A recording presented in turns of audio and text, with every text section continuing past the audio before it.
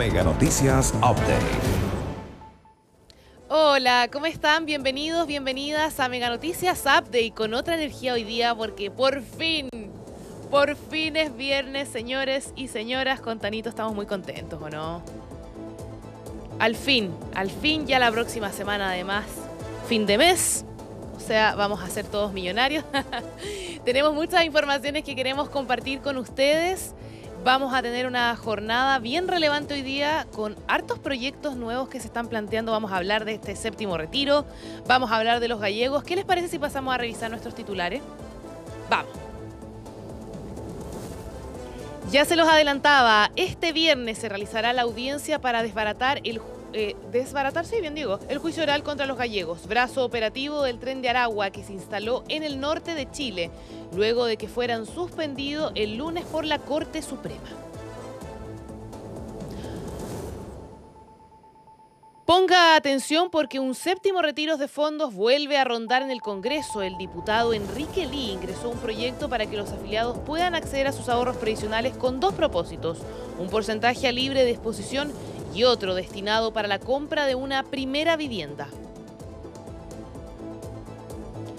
Un peligroso criminal, el Satanás, fue detenido por carabineros la jornada de este miércoles luego de que protagonizara un accidente de tránsito durante una persecución policial en la ciudad de Antofagasta. Escríbenos al WhatsApp +569 5830 0316.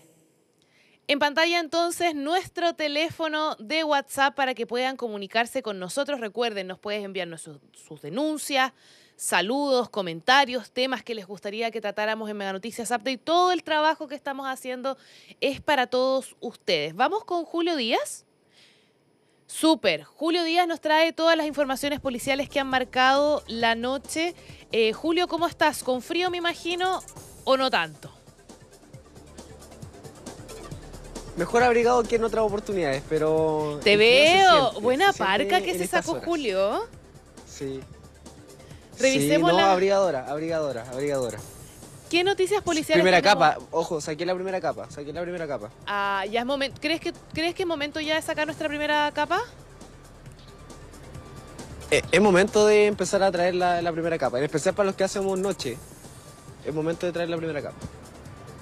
Bueno, vamos a ver entonces. Yo también creo que voy a tener que empezar a aplicar. Yo, así nomás, pero yo estoy adentro, no estoy expuesta como Julito. Julito, jornada marcada de informaciones, ¿o no? Claro, nos trasladamos primero a la comuna de San Bernardo porque cerca de la medianoche un conductor de aplicación fue víctima del robo de su vehículo. Todo esto cuando precisamente se estaciona para recibir a un pasajero, y esto es aprovechado por un grupo de sujetos quienes a bordo de un vehículo lo interceptan, se bajan y lo intimidan aparentemente con armas blancas para quitarle este vehículo. Un actuar bien rápido y bastante violento también en toda esta agresión. Él opone en primera instancia cierta resistencia para que no le robaran su vehículo, sin embargo decide luego entregar las llaves y le terminan concretando finalmente este robo. Una situación que obviamente fue denunciada por vecinos, quienes también señalaban que personal policial se demoró bastante tiempo en llegar al lugar y en tomar también esta denuncia, algo que también perjudica, limita el hecho de poder recuperar este vehículo que fue robado cerca de la medianoche en la comuna de San Bernardo. Te quiero invitar a que revisemos declaraciones por parte de vecinos que explican precisamente este hecho delictual que ocurre en el sector de calle Baquedano en la comuna de San Bernardo. Descienden 3 o 4 personas y le quitan el auto a la persona, lo sacan del auto a la fuerza, pelean con él, luchan con él y logran llevarse el vehículo. Salen 2 autos, eran 2 autos chicos, 2 autos blancos, era un Kia Morning y creo que el otro era un Spa.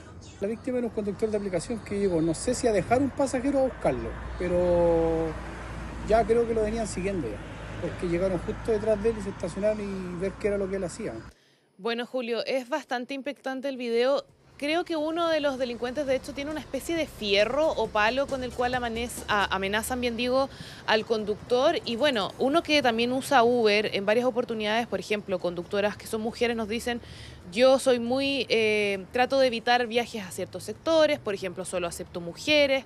Se está generando un problema de seguridad porque muchas veces incluso los mismos delincuentes pueden solicitar un Uber para que esa persona llegue ahí y finalmente efectuar este robo. ¿Se sabe algo si esto puede ser una banda que esté trabajando en el sector, que lleva un tiempo operativa ahí, o en realidad todo esto está siendo investigado? Mira, nosotros todavía estamos a la espera de lo que pueda señalar personal policial en torno a este hecho. No han emitido declaraciones al respecto, sin embargo, obviamente estamos atentos. Y un punto clave que tú señalabas es que nosotros ya hemos reporteado situaciones en que los mismos delincuentes solicitan estos viajes para generar esta situación de vulnerabilidad para el chofer y terminar concretando estos robos. Entonces también es parte de las diligencias que se tienen que realizar, ver si es que era una banda y si es que ellos mismos habían pedido incluso este mismo viaje antes de realizar este robo, antecedentes de los cuales vamos a estar al tanto. Todavía no han emitido alguna declaración por parte de personal policial, de la cual estamos bien atentos. Te quiero invitar a que pasemos a revisar otra situación que ocurre durante la tarde de ayer con este robo que ocurre en Curicó. Sin embargo, el vehículo se ha encontrado también, en San Bernardo. Todo esto sucede cerca de las 4:30 de la tarde, cuando un hombre, el cual había estacionado su camioneta hace solamente unas horas en un sector céntrico de la ciudad de Curicó, se percata del robo de su vehículo, tras lo cual da el aviso a personal de Carabineros y gracias al sistema de GPS de esta camioneta se logra ubicar en el sector de San Bernardo. Se hacen las conexiones entre la policía, se llega al contacto con la 62 Comisaría de San Bernardo y se hace un seguimiento también a través de las cámaras de vigilancia ubicando este vehículo y dando paso a una persecución la cual se extiende por varias arterias de la comuna de San Bernardo y es precisamente en el sector de las Acacias, en la ruta 5 Sur, que este vehículo, el cual era perseguido por Carabineros, pierde el control del chofer en un actuar bien temerario y tal como podemos apreciar en las imágenes, abandona el vehículo luego de chocarlo. Intenta huir a pie, incluso cruzando la ruta 5 con un actuar bien temerario, poniendo en riesgo varias veces su vida. Incluso en algún momento se tropieza con una de las barreras y un vehículo tiene que frenar de manera inmediata para no atropellar a este sujeto. Sin embargo, a pesar de todos estos intentos, termina siendo detenido por personal policial este hombre, que además ya mantenía una orden de aprehensión vigente, todo esto por el delito de tráfico de drogas. Te quiero invitar a que revisemos declaraciones por parte de personal policial en torno a este robo y a la detención de este sujeto involucrado en esta situación que ocurre, que comienza en Curicó pero termina en San Bernardo. Carabineros de la comuna de Curicó tomó conocimiento del robo de una camioneta en horas de la tarde y gracias al sistema de búsqueda y encargo de vehículos de Carabineros de Chile y a equipos especializados, se logró la ubicación de este vehículo en la comuna de San Bernardo. Gracias a esto se logró la detención de un antisocial que será puesto a disposición del Ministerio Público. Julio, de verdad, el video es impactante. Es como una película gringa, siento. Y claro, es lo que tú señalabas. Hay varios momentos cuando uno lo ve por primera vez en donde dice: lo van a atropellar, sobre todo cuando se tropieza, ¿cierto? Porque el conductor tiene que hacer una jugada de correrse un poco, a cargarse hacia la otra pista para no atropellarlo directamente, y la velocidad con la que va. ¿Se sabe cuándo va a ser la formalización de este sujeto? Se espera que se realice durante esta jornada y tal como tú lo comentabas, esta acción bien temeraria no solamente ponía en riesgo su propia integridad, sino que podría haber generado algún otro accidente, otro choque incluso, por estas mismas distracciones de estos vehículos que, como sabemos, en la ruta 5 se trasladan a gran velocidad y este sujeto no tuvo ningún miramiento incluso para cruzarlo, todo esto para huir de personal policial. Recordemos, ya tenía una orden de aprehensión vigente, todo esto por el delito de tráfico de drogas. Se le suma este delito por robo y parte de las investigaciones están dirigidas hacia es que habría actuado solo, al menos en el momento en que roban este vehículo en el sector de Curicó. Sin embargo, es encontrado en la comuna de San Bernardo. Es harto el tramo, por decirlo de alguna manera, es harto el tramo entre Curicó a que se encuentra en San Bernardo, un viaje de por lo menos 2 a 3 horas, entonces llama bastante la atención todo este hecho y también el video que, como tú lo señalaste, es impactante y casi de milagro no terminan atropellando. Sí, de todas maneras, Julio, bueno, vamos a quedar atentos también a qué pasa en esta formalización o cuando tenga que enfrentar a la justicia a este delincuente, considerando que además tenía una orden de aprehensión, por lo tanto probablemente va a haber un agravante cuando tenga que enfrentar a la justicia. Julio, un abrazo grande, un cafecito para usted y nos vemos pronto. Muchas gracias, Rafa, nos vemos. Nos vemos. Revisemos cómo están las calles. Ahí tenemos un Santiago con smog, con harto smog, pero que ya empiezan a aparecer los primeros rayitos de sol en una mañana que fue fría. Yo creo que fue menos fría, eso sí, que ayer. Se lo vamos a preguntar más adelante a don Jaime, que va a estar con nosotros comentándonos cómo va a estar el fin de semana, qué panoramas podemos hacer. Pero antes, ya se está instalando don Jaime, les voy a contar un poco cuáles son los cortes de tránsito para que usted pueda planificar su viaje, que es muy importante eso, ¿cierto? Que vea cómo puede planificar su ruta, qué calles tiene que evitar.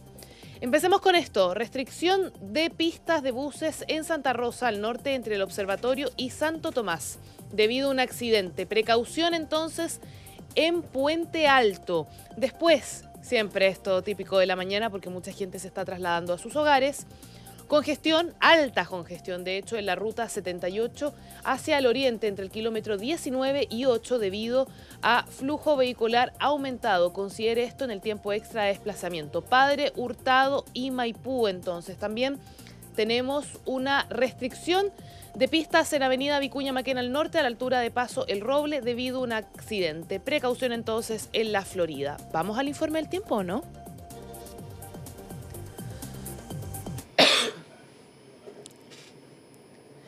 Vamos a, porque ya don Jaime se instaló. Cortina de nuestro tiempo.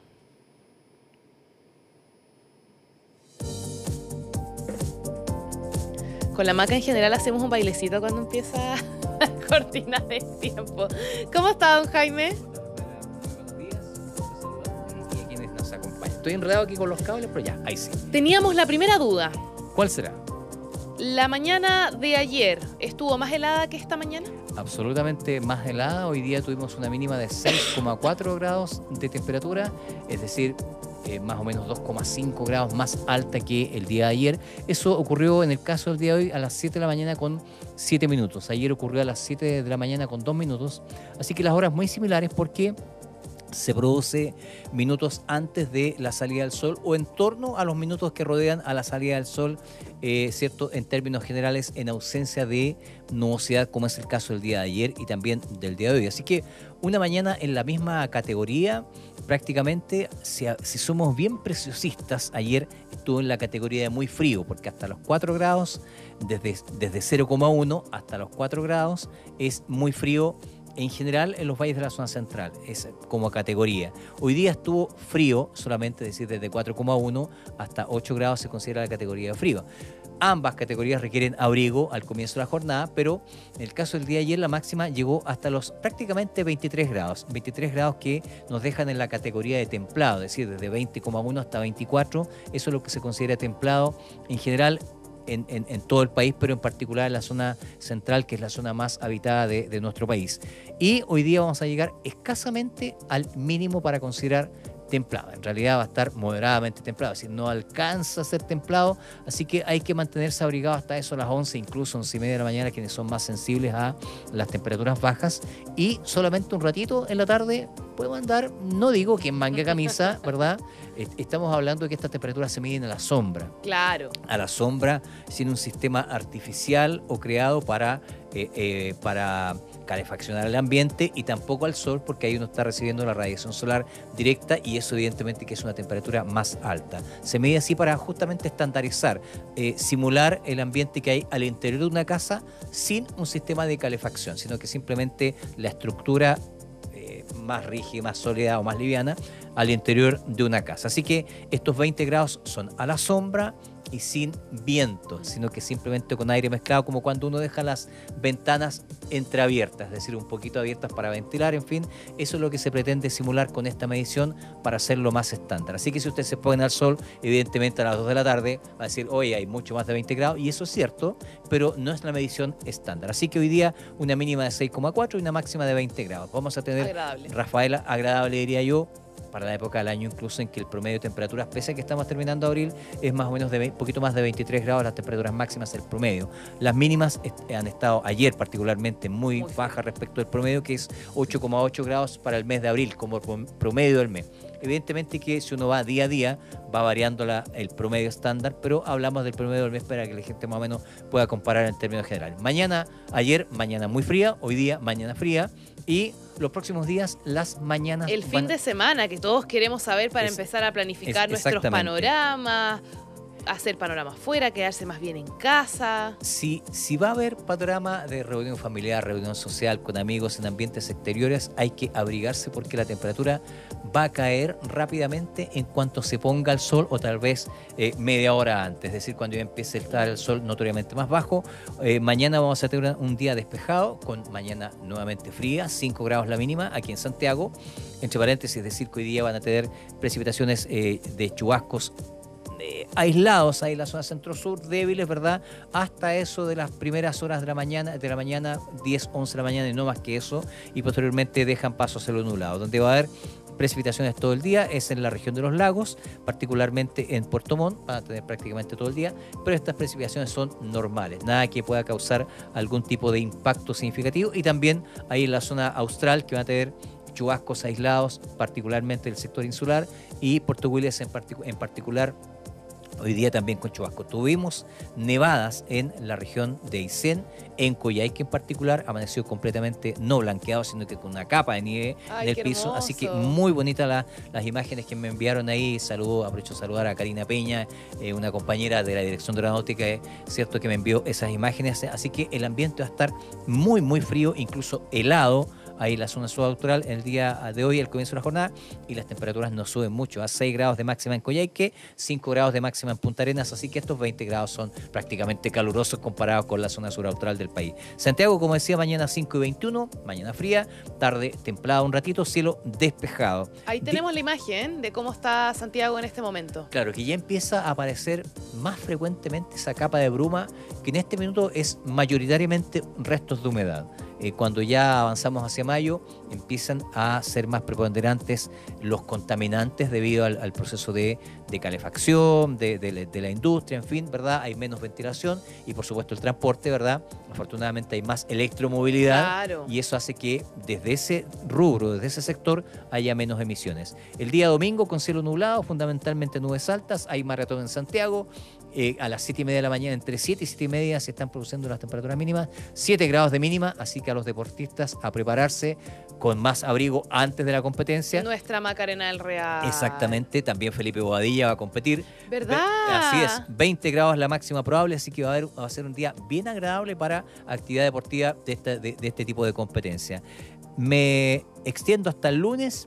5 grados la mínima, nuevamente mañana fría, varía de parcial a despejado, 18 grados la máxima, y eso ya entra a la categoría de un día que nos alcanza a estar templado. ¿Qué va a pasar el martes? Vamos a estar con cielo cubierto y se mantiene, aumenta la probabilidad de precipitaciones para el día martes. ¿Desde qué horas? El día martes empieza a las 0 horas, ¿verdad? En la madrugada, más o menos 1 o 2 de la mañana, en caso de producirse en la zona urbana de Santiago. Sí, con certeza va a ocurrir precipitaciones de aguanieve en la precordillera, sobre los 1.500 metros, ¿verdad? Aguanieve, y sobre los 2.500 metros en la cordillera, con certeza, precipitaciones de nieve. En ese caso van a ser precipitaciones normales de nieve, es decir, un manto de 15 a 20 centímetros, más o menos a los 3.000 metros, porque varía, ¿verdad?, dependiendo de la altura. Así que con certeza nieve en cordillera, con una altísima probabilidad de agua-nieve en la precordillera, y en Santiago una alta probabilidad, solamente que la vamos a ir ratificando o desvirtuando o eliminándola en la medida que se vaya que tengamos haciendo más consistencia en la información, porque ha estado muy inestable. Un día sí, otro día no, en fin. Así que hoy día 20 grados de máxima, nubosidad parcial. Oye, dos cositas. Nuestro querido director Tano me mostró la imagen, qué bonita de cómo está. Sí, fíjense que no, se alcanza a ver, no sé si lo podemos, pero bueno, piso completamente no blanqueado, sino que con una capa de nieve. Vamos a intentar. Y lo otro que yo creo que tenemos que recordar sí o sí, don Jaime, el fonotiempo. Exactamente, para que nos envíen sus imágenes.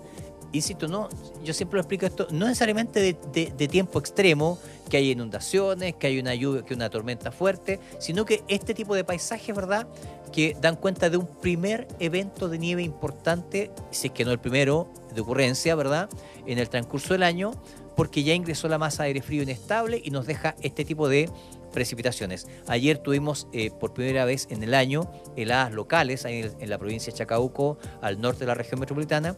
Así que bonito sería que nos enviaran a este fono de Megatiempo imágenes del tiempo o bien de paisajes que sean distintos a lo habitual. Por ejemplo, un atardecer con colores rosados, anaranjados, en fin. Claro, hermoso. O simplemente porque hay un árbol que está en alguna condición especial, con el cambio en color de sus hojas, ¿verdad? En vez de verdes, más marrones, en fin.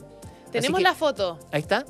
Qué lindo. Oye, como decía, esta imagen se la agradezco a Karina Peña, una compañera de Coyhaique, que trabaja ahí en el aeropuerto de Coyhaique, ¿verdad? Así que muchos saludos a Karina Peña y muchos saludos a los coyhaiquinos, su gentilicio, ¿verdad?, de los habitantes del lugar, que pueden, no sé si disfrutar, porque la verdad es que el ambiente estuvo helado, pero sí, desde el punto de vista visual, disfrutar de este paisaje ahí hermoso de nieve que es un poco esquivo aquí en la zona central. Sí, bueno, yo creo que quizás porque uno no lo tiene también, pero uno siempre tiene ese deseo de el muñequito de nieve. Claro. Yo nunca en mi vida he armado un muñeco de nieve. O los angelitos en el piso, ¡Claro! cuando uno abre las piernas y los brazos y hace esa forma de angelito. Vamos Así a tener que viajar, don Jaime. Sí, vamos a ver cómo se comporta este año, porque si llega a haber precipitaciones con temperaturas en torno a cero en Santiago, ojalá pudiésemos tener precipitaciones parecidas a lo normal, pero se ve medio difícil el panorama por la niña que se viene, como lo comentábamos ayer. Pero ojalá que tengamos en algún minuto este tipo de eventos aquí en Santiago, en la zona urbana, no en Cordillera, evidentemente. Así que... ¡Mira! Muy bien. Oye, sería pero espectacular, aunque sea en la precordillera, ahí en Lagunilla, en las cercanías de Lo Barnechea. Que a veces Nuestro caen. jefe se compromete a llevarnos a la nieve. Oye, ojalá esto haya quedado grabado. Oye, y queda registrado, hoy día 26 de abril, nuestro jefe Héctor Leiva se compromete a llevarnos a la nieve cuando haya nieve en la cercanía de Santiago. Yo llevo la zanahoria para poner la nariz al muñeco. Yo voy a llevar un termo de café. Don Jaime, muchas gracias por Ya estar pues. con nosotros. Buen fin de semana. ¿Tiene planes?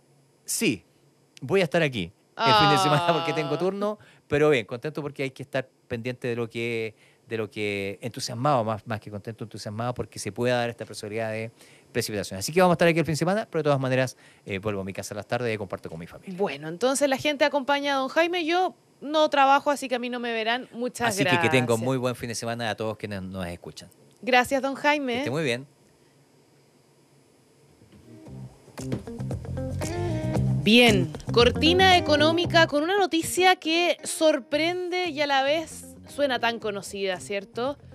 El parlamentario Enrique Ly, del Partido Regionalista Independiente, vuelve a poner sobre la mesa la opción de un nuevo retiro de fondos previsionales. Estamos hablando de un 7º retiro.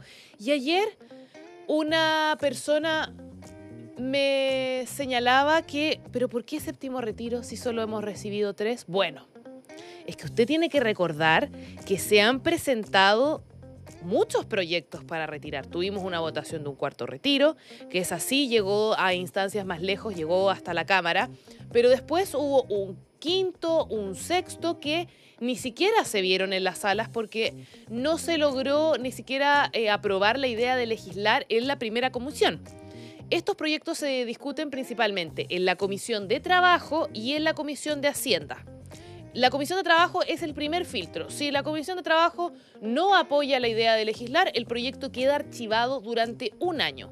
Y por lo tanto, este proyecto que fue presentado todavía no va a ser discutido, porque todavía falta que se cumplan unos meses para que se venza el plazo. Cuando un proyecto es rechazado en su idea de legislar, tiene que quedar guardado en una carpetita, en un cajón por un año. No se puede presentar ningún proyecto que verse sobre lo mismo, que trate sobre lo mismo, y por eso recién la primera semana de junio podríamos estar discutiendo esto en la Comisión de Trabajo de la Cámara de Diputados. Ahora, trae hartas diferencias con respecto a los proyectos de retiro del 10% que todos conocemos. Recordemos que cuando tuvimos el primer retiro, el máximo que se podía sacar era de 35 UF y el máximo era de 150 UF. Nos vamos a tener que ir a una pequeña pausa, pero yo les dejo este detallito y a la vuelta les cuento cuáles son las diferencias con los proyectos anteriores y qué incluye este proyecto. Nos vemos en breve.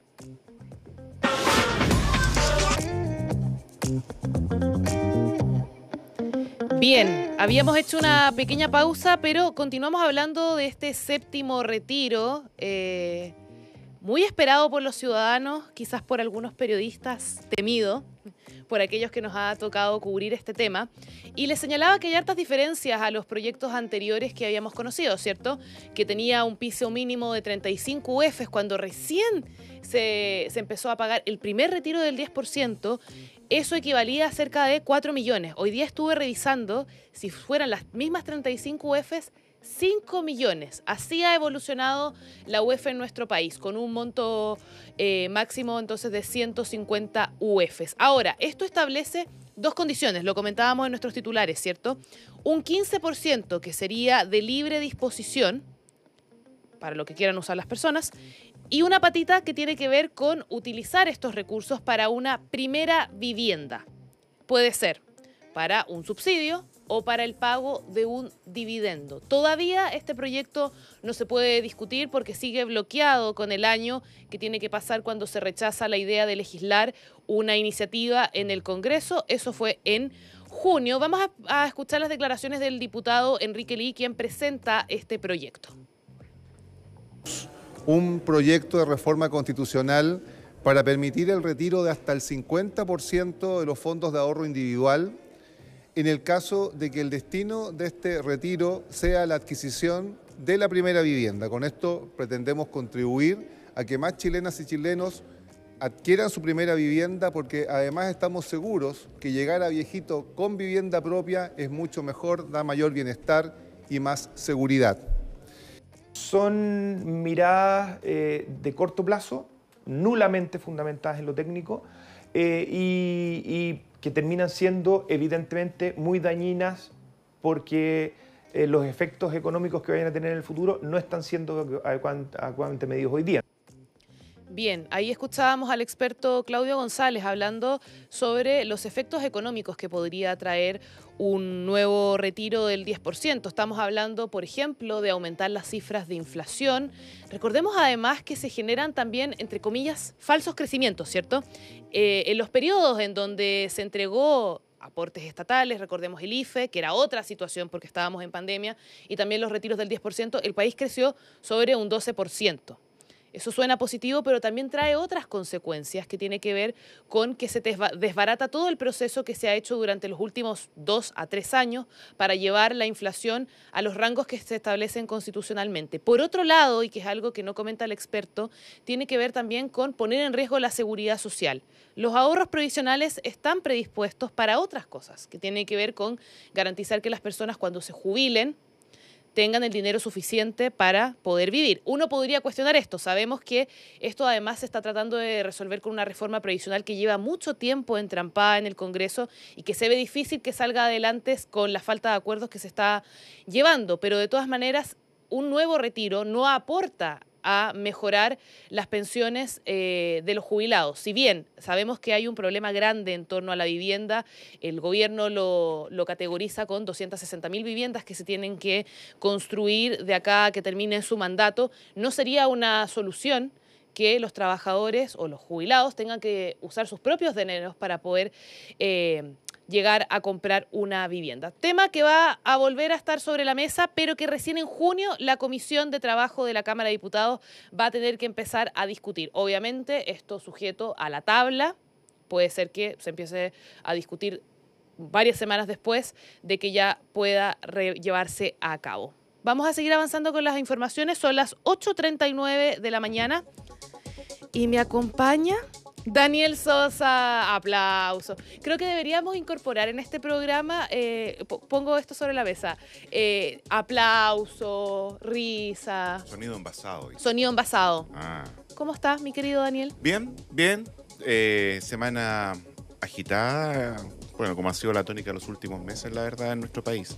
Como dicen por ahí, el guionista de Chile se está dando lo mejor de él para... Sí, la cantidad de plot twists que tiene Chile. Es increíble la cantidad de noticias que se generan en nuestro país, sobre todo en cuanto a novedosas noticias, por decirlo. Y en el caso de lo que vamos a conversar hoy día, que tiene que ver también con agrupaciones delictuales que van apareciendo y que son protagonistas desde ya hace meses, como es el caso de los gallegos. Sí, sin duda, Daniel. El lunes conversábamos con Pablo, estos 38 imputados, un juicio oral que iba a ser telemático, pero ¿qué pasó? Se hizo la primera jornada de juicio, hubo una primera jornada de juicio en el Tribunal Oral en lo Penal de Arica, el día lunes. Se estaba leyendo la Fiscalía o el Ministerio Público estaba leyendo la apertura de juicio, los alegatos de apertura que se llaman, su primera intervención.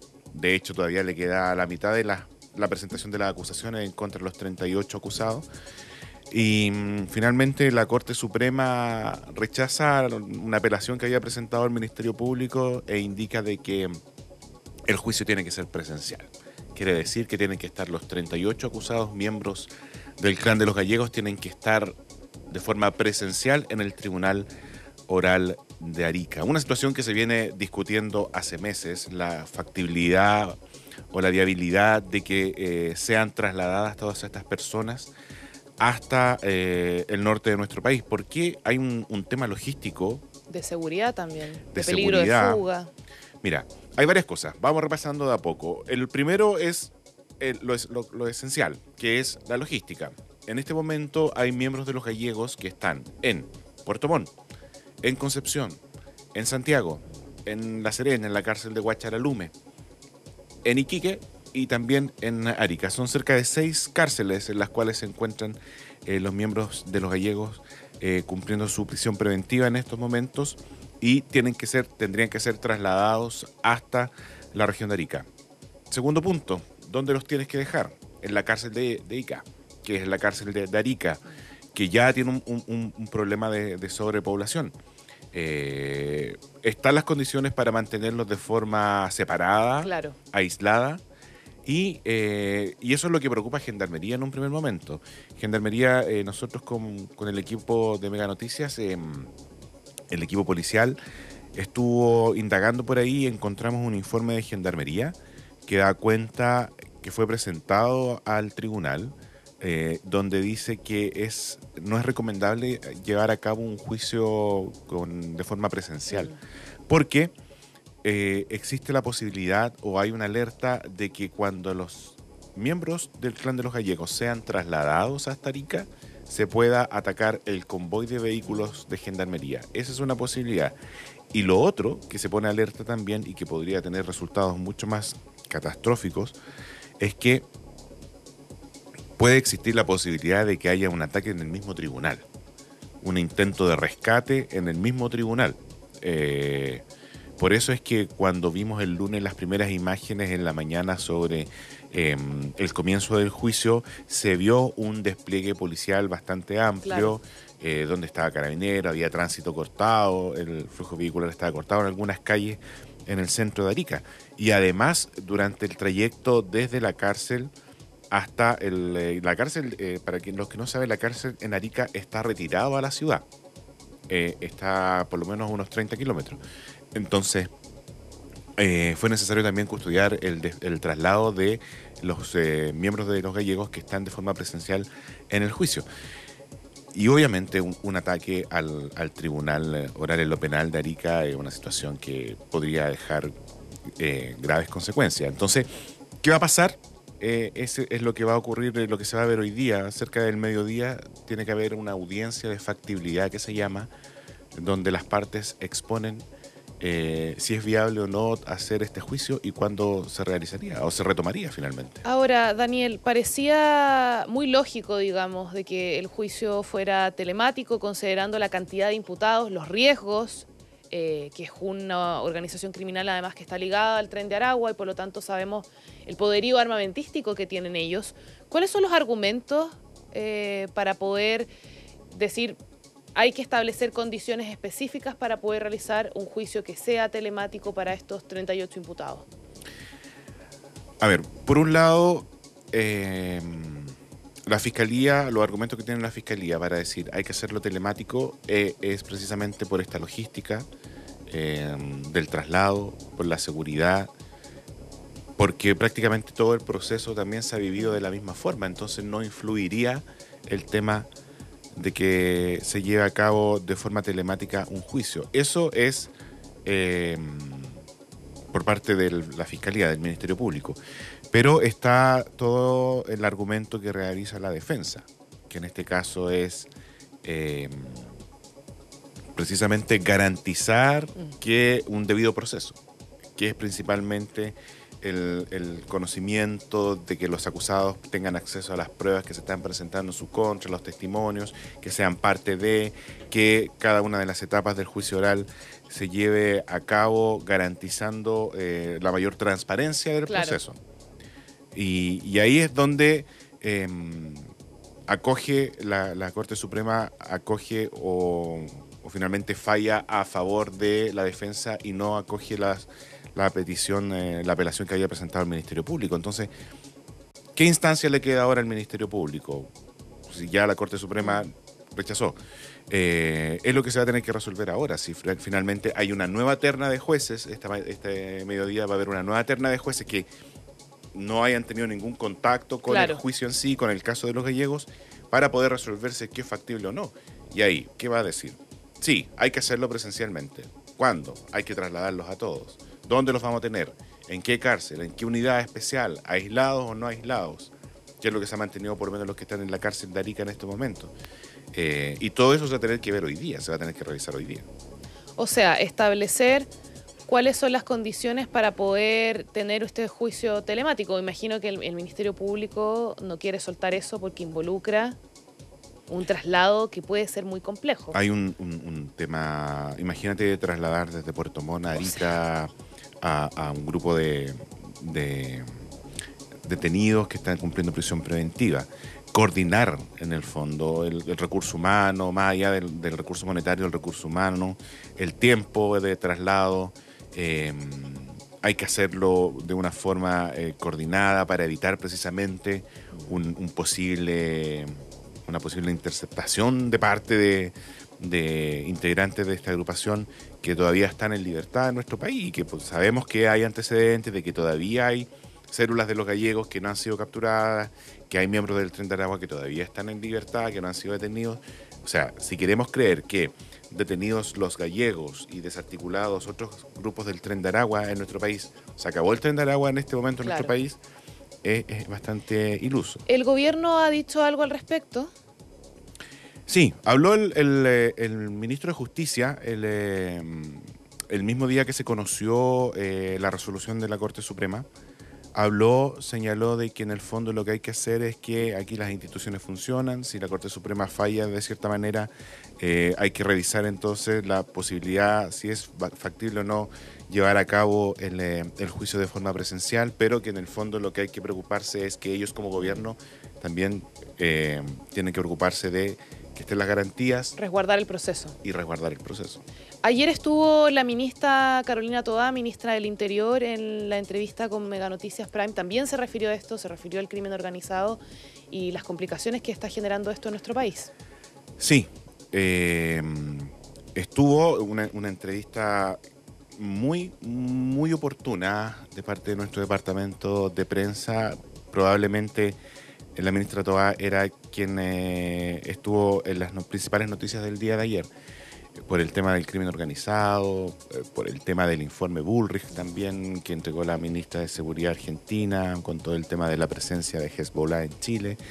Y claro, habló la ministra sobre el crimen organizado, que es una de las principales preocupaciones que existen en las autoridades, porque no solo estamos hablando del Tren de Aragua, sino que también hablamos de los trinitarios, hablamos de los lobos que están actuando en el norte de nuestro país. Son organizaciones que peruanas, colombianas, venezolanas, dominicanas que están en nuestro país y que llegaron y que en el fondo uno como periodista hace la reflexión en qué momento pasó eso, en qué momento ocurrió que llegaron a nuestro país, por qué nuestro país fue o es el objetivo ahora de estas organizaciones criminales, y llama bastante la atención. ¿Qué pasa? Nuestras fronteras, nuestros controles fronterizos son muy débiles, tenemos una frontera permeada.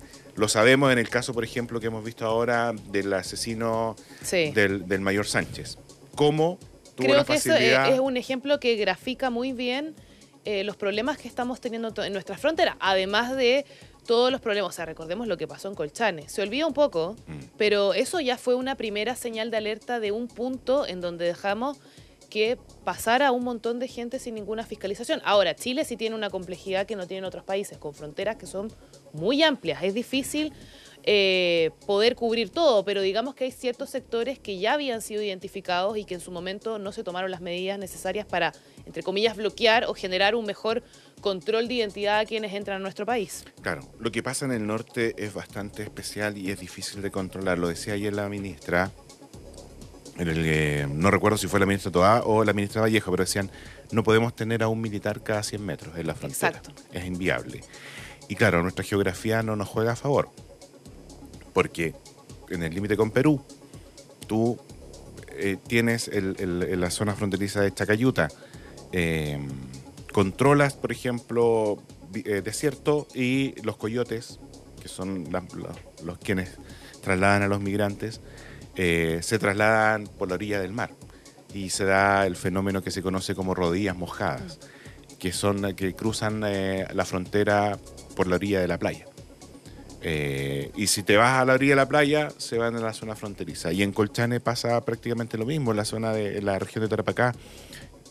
Por cada un paso no habilitado que cierres o que descubras, hay otros 10 por lo menos en el mismo sector que las mafias que se encargan de internar personas a nuestro país o de sacar personas habilitan. Entonces es bastante complejo, pero ¿qué haces? Algunos parlamentarios piden una policía fronteriza. Sí, lo conversábamos, algo similar a lo que existe en Brasil con el BOPE. Ahora, eso implicaría que la solución no es inmediata. Ese día también lo comentábamos. Tendría que existir de partida un mandato, una legislación, después una preparación de aquellos que ejerzan ese rol, y por lo tanto es bastante complejo ver una posible solución. No es inmediato. Y yo creo que en este momento las autoridades tienen que pensar en medidas inmediatas para controlar y frenar el tema del crimen organizado principalmente.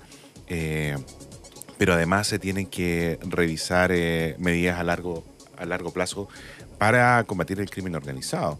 Un crimen organizado o una realidad del crimen organizado que ayer sumó un nuevo antecedente, un nuevo capítulo, por decirlo. Si que escribiéramos un libro, nuestro guionista ahora habla sobre el capítulo de Hezbollah, que ya hace una semana o 2 semanas lo veníamos hablando, pero que ayer se concretó de una manera bastante especial, porque la ministra argentina, la ministra Bullrich, la ministra de Seguridad, dice, yo vengo a entregarle este informe secreto a la ministra Toá. Un informe secreto que se entregó y ya estaba publicado en portales argentinos. Digamos que de secreto no tenía tanto. Sí, de hecho la ministra Toá, en la entrevista que dio ayer a Juan Manuel Astorga, señala a ella que se notó una molestia por parte de la ministra al enterarse que se había filtrado.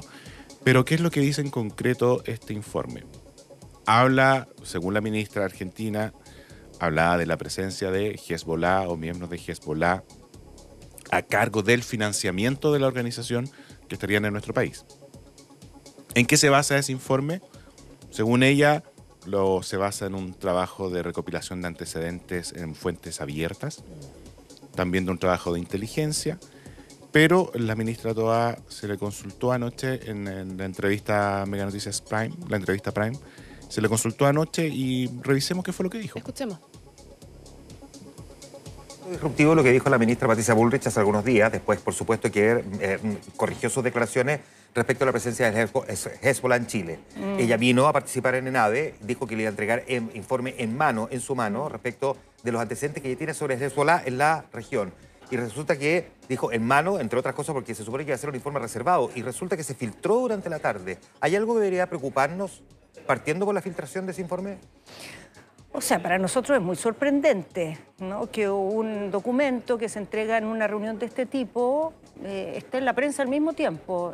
Al menos en Chile no hacemos las cosas así, pero el contenido del informe no tiene para Chile novedades ni tiene elementos nuevos. Son cosas que son conocidas, la mayoría de ellas son bastante antiguas, y las otras son elementos que ha habido a nivel regional y que muy, digamos, lateralmente han tocado a Chile y que nunca han representado una amenaza. Por ejemplo, barcos que pasaron, de personas que no se bajaron en Chile, cosas de ese tipo. Realmente para nosotros no hay cosas ni nuevas ni que sean objeto de una alarma particular. Pero dicho eso, Chile siempre monitorea estos temas y no solo lo monitoreamos, digamos, con nuestras instituciones, sino que también con los países amigos. Nosotros tenemos relaciones con muchos países que siguen muy de cerca esta temática y este grupo en particular, y con ellos estamos intercambiando permanentemente antecedentes, novedades, chequeando datos con ellos, y desde ese punto de vista tenemos la seguridad de que en este momento no hay ningún elemento para Chile de alarma en esta materia. Está en una zona... Bien, ahí escuchábamos las declaraciones de la ministra Toá, que de cierta forma pone paños fríos a la situación. Sí, lo hace aterrizando un poco la importancia del informe, dando cuenta de que eran antecedentes de que ya se conocía en nuestro país, que muchos de ellos son información antigua. Claro, dentro del informe se hablan de personas que estuvieron en Chile o que mantuvieron negocios en Chile, principalmente en el norte y en Santiago, desde el año 2003 más o menos, 2004, 2009, pero no advierte de alguna actividad concreta del Hezbollah en nuestro país. Actual, no lo hace, sino que finalmente une personas que estuvieron en nuestro país o que están en nuestro país con gente que tuvo actividad en la triple frontera de Paraguay, Argentina, Brasil, con lo que también se llama la triple frontera andina, Chile, Perú, Bolivia. Entonces ahí van haciendo nexos, se ponen a procesar, hay un análisis de antecedentes, de recopilación de medios digitales, no oficiales también. Entonces es bastante extenso el informe, pero concretamente es lo que, por lo menos es lo que dice la ministra Toá hasta ahora, que son antecedentes que ella conoce o que ya se conocían en nuestro país. No hay nada nuevo ni revelador por ahora, por decirlo de alguna manera. De todas maneras va a seguir este tema marcando. Vamos a estar muy atentos a lo que pase con el juicio oral a los gallegos. Le quiero agradecer a mi querido Daniel Sosa por estar con nosotros. Gracias por la invitación. Siempre es un gusto venir a acompañarte a ti, a la Bárbara y a la Silvia también. Me encanta. Son las 8:57 de la mañana y antes de cerrar Mega Noticias Update, tengo que recomendarles el trabajo de un compañero que es seco. No hay otra palabra de decirlo. Esteban Bumón, con su comentario de películas, nos recomienda Guerra Civil. Parece que es increíble la película. Yo creo que el fin de semana la voy a ir a ver. Les deseo a todos un hermoso fin de semana. No se vayan porque viene la Florencia Vial con más informaciones. Chao, chao.